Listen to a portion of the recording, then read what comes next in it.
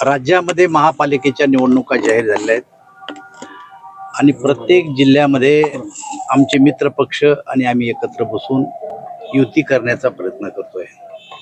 त्याच पद्धतीप्रमाणे जालन्यामध्ये सुद्धा गेले 2 दिवसापासून आमचे मित्र पक्ष आणि आम्ही बैठका करतो।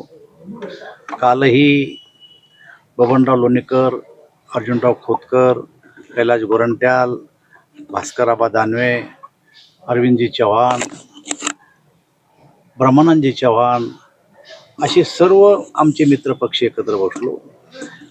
बैठकीमध्ये एकमेकाचे प्रस्ताव एकमेकाला आम्ही शेअर केले।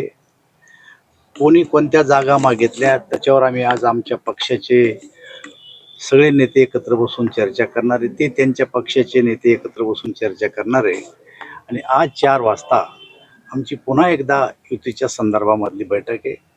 आमच्या बैठकीमध्ये जी चर्चा झाली ती समाधानकारक चर्चा झाली।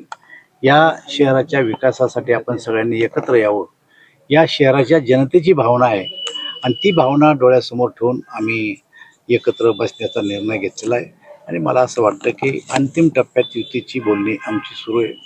जालना शहर हे विकासाला मतदान देणारं शहर आहे। कोणी कितीही काही जरी केलं आणि काही बोललं तर त्याकडे दुर्लक्ष करून शेवटी जेव्हा जो कोणी पक्ष विकास करेल त्याच्या पाठीमागं मतदान करणारं हे शहर आहे। त्यामुळं आम्ही आज पुन्हा एकत्र बसून या विषयावर चर्चा करू। आज ठरण्याची शक्यता आहे। असं आहे की जागा वाटपाचा फॉर्म्युला आम्ही एकमेकाला शेअर केला।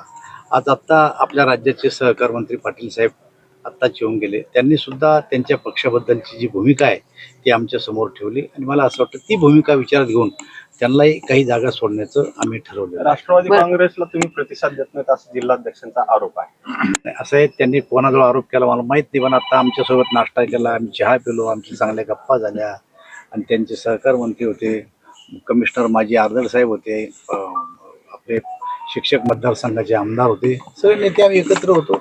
मला वाटतं ते काही असं म्हणले नाही म्हणले काही आमच्या ऐकत नाही। एकूण जागा 65 आहे, त्यापैकी दोन्ही पक्ष शिवसेना आणि भाजप 40 जागेसाठी आग्रही असल्याचे मला असं वाटतं की आता आम्ही शेअर केलंय, फायनल निर्णय कोणताच झाला नाही आज निर्णय होईल। दादा, पुण्यात जी 2 राष्ट्रवादी एकत्र येण्यावर चर्चा चालू होती, चर्चा 20 कटली।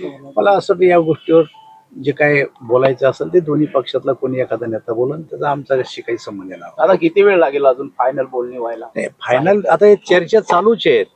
4 वाजता आम्ही आज बसणार आहे। मला असं वाटतं की आज आम्ही चर्चा फायनल करू अशी शक्यता आहे।